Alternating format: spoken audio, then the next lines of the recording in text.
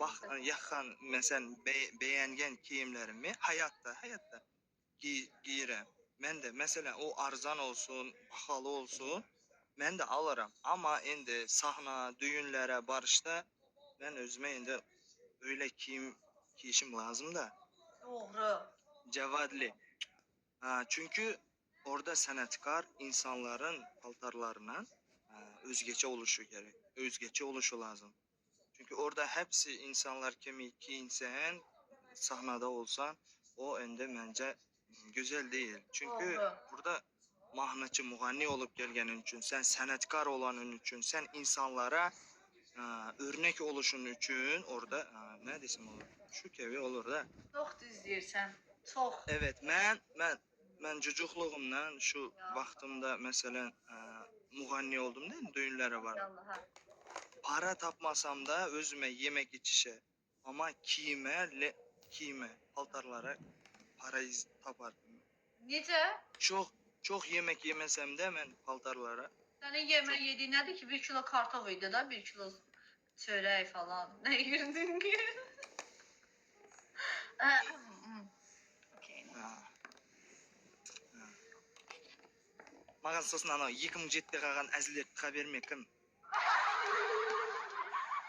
Ya Duygu ya, senin neden aldığının önünde ağ var ya? Aha gördün? Ha. Gözüme çok görünür de buradan. Vallahi gözümüzü Duygu görünür de. Bana çok hediyeler attı da önce. Duygu teşekkür ederim dedim. Duygu teşekkür ederim dedim. Seva, sen ne yiyirsən gün ərzində? Mən nə varsa onu. Ben ne varsa onu. Cavadlı xanım var olasınız gözəl. Ne dedin? Ne saval Dedi verdin? ki sen bir gün içinde neler yiyirsən? Ne bolsa sonra. Koran. Arın ya, rahmet. Köpek yemeği mi? Koran dedim. Ne dedim ne de ana? Vanilin yemeği mi? Duygu Elvin. Ne bolsa son civiretin ne de? Valla benim psikologum. Bu A müellimi çağırmak lazım. Niye yayına? Hardasız amellim. Ben başladım. Amellim. Gelin de.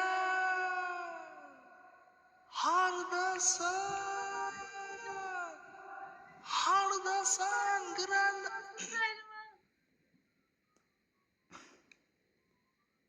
Come on. Canlar ekranlar için.